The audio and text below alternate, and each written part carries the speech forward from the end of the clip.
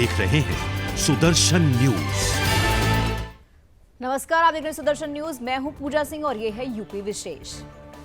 और अब देखते हैं आपका राज्य, आपकी खबर। और सबसे पहले खबरें लेंगे उत्तर प्रदेश से। यूपी के शामली पुलिस को एक बड़ी सफलता हाथ लगी है। शामली पुलिस ने कुख्यात अपराधी अनिल उर्फ पिंटू को गिरफ्तार किया है। अनिल से पुलिस ने AK-47 बरामद किया। बताया जा रहा है कि अनिल कुख्यात बदमाश विक्की त्यागी के मर्डर में भी जेल जा चुका है और वो बदमाश मुजफ्फरनगर के गांव होडली माजरा का रहने वाला है। आरोप है कि पकड़ा गया बदमाश मेरठ यूनिवर्सिटी के डीन राजीव सिंह पर हुए हमले में भी शामिल था और डीन राजवीर सिंह पर हुए हमले में गिरफ्तार हुआ है। फिलहाल पुलिस हर पहलू से जांच कर रही है।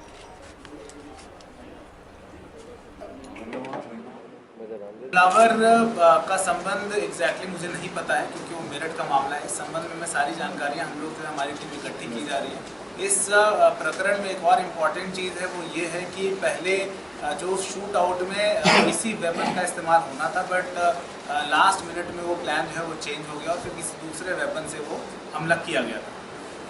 सर, ये हथियार कहाँ ले जाएगा कि वो कहाँ से ये पकड़े गए? अब बेसिकली जब वो जेल चला गया इसका साथी और इसे किसी एक सेफ हाउस की ज़रूरत होगी शायद, तो इस वजह से ये इनको ट्रांसपोर्ट कर रहा था, किसी सेफ हेवन की तरफ जा रहा था। उसी संबंध में एक स्पेसिफिक इनपुट को इस क्षेत्र से गिरफ्तार किया।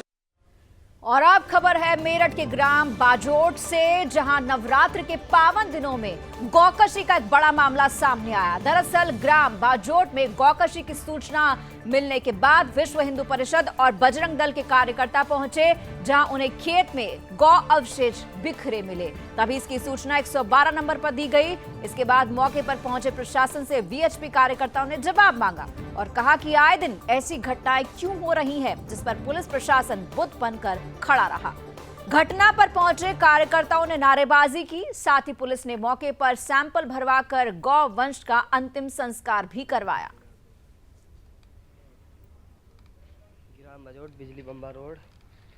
और बता दें, यूपी के देवरिया से अगली खबर है। यूपी के देवरिया जनपद के बहरज विधानसभा क्षेत्र के नवनिर्वाचित बीजेपी विधायक दीपक मिश्रा उर्फ शाका बाबा का बहरज में नागरिक अभिनंदन किया गया। कार्यक्रम की अध्यक्षता बीजेपी जिला अध्यक्ष डॉक्टर अंतर्यामी सिंह ने की। क्षेत्र में बीजेपी और अनुषंगिक संगठनों के कार्यकर्ताओं पदाधिकारियों ने माल्यार्पण कर उनका स्वागत किया। इस दौरान संवाददाता गौरी शंकर जायसवाल ने विधायक दीपक मिश्रा से क्षेत्र की समस्याओं को लेकर बातचीत की, तो वहीं कार्यक्रम में बड़ी संख्या में लोग मौजूद नजर आए।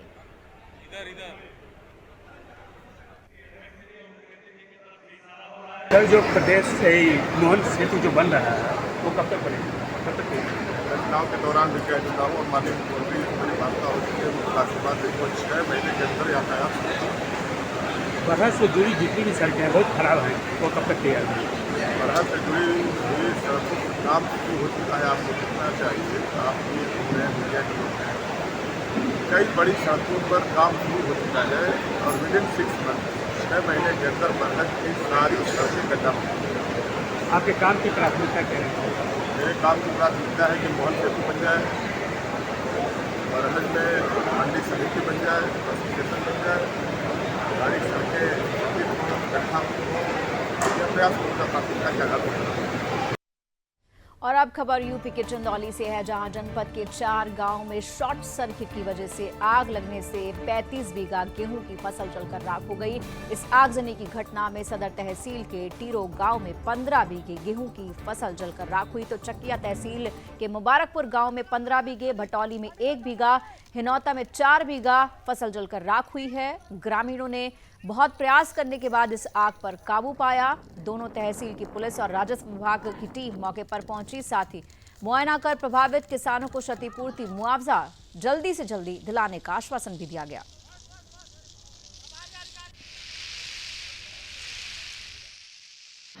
तहसील चकिया के अंतर्गत आज लगभग 4 या 5 अलग अलग जगह आग लगने की सूचना प्राप्त हुई। सबसे पहले लगभग 9 बजे के आसपास मुबारकपुर गांव में आग लगने की सूचना प्राप्त हुई। तत्काल फायर ब्रिगेड को रवाना किया गया। SHO चकिया और तहसीलदार चकिया तत्काल मौके पर पहुंचे, साथ ही साथ लेखपाल और राजस्व निरीक्षक भी। लगभग 15 बीघा के आसपास का नुकसान का आकलन किया गया। 12 काश्तकार प्रभावित हैं। सभी की फाइल तैयार हो गई है। आज ही मुआवजे की कार्रवाई को तेजी से आगे बढ़ाया जाना है।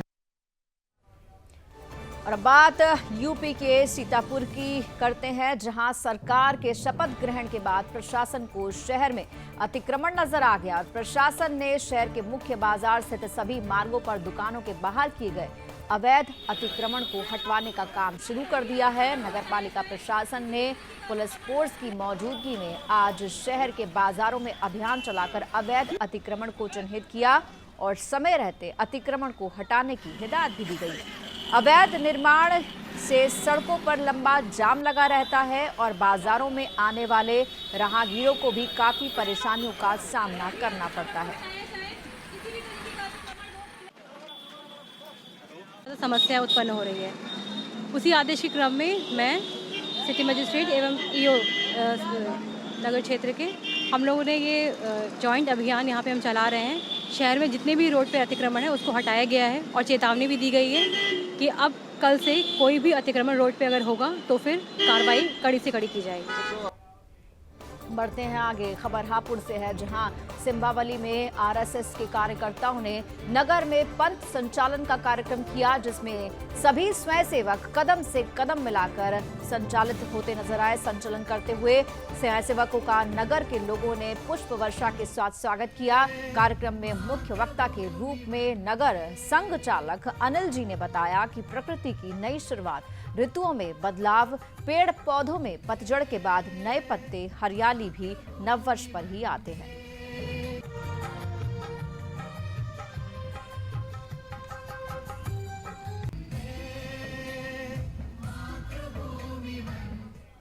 और अब खबर यूपी के कुशीनगर से है, जहां एक तरफ योगी जी की दोबारा सरकार बनने पर फ्री राशन देने का ऐलान किया गया, लेकिन राशन माफिया इतने एक्टिव हैं कि कोटेदार राशन को पूरी यूनिट नहीं देने की धमकी देते हैं और ग्रामीणों को अपना हक का राशन मांगने के लिए गाली गलौज सुनना पड़ता है और यहां तक कि उनके साथ मारपीट भी की जाती है। दरअसल मामला मटियारवा गांव सभा का है, जहां पर कोटेदार ग्रामीणों को हर यूनिट पर 2 किलो राशन कम देता है और ग्रामीणों के पूछने और अपनी पूरे राशन मांगने पर भद्दी भद्दी गालियां देता है। इस संबंध में कोटेदार का एक वीडियो वायरल हो रहा है और अब देखना यह होगा कि सरकार और खाद्य विभाग इस मामले पर क्या कार्रवाई करते हैं।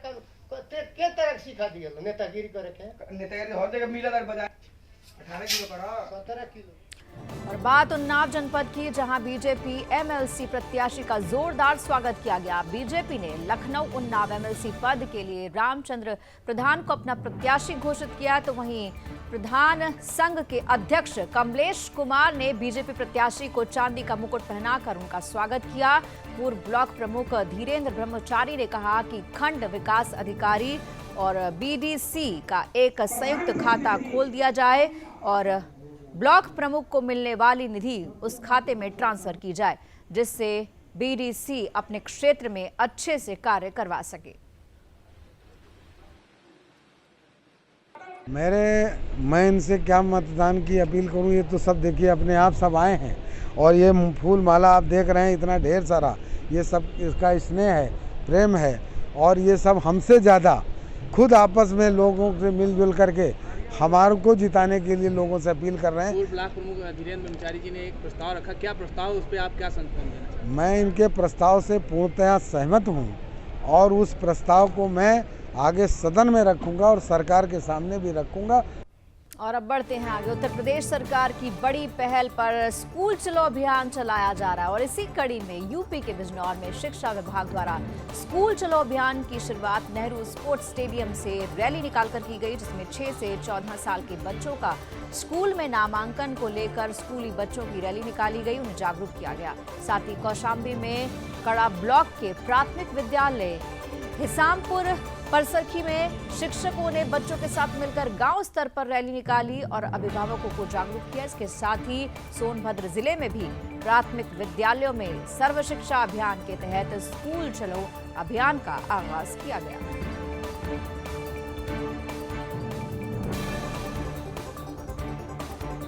और यूपी विशेष में आज के लिए इतना ही। मुझे दीजिए इजाजत। नमस्कार।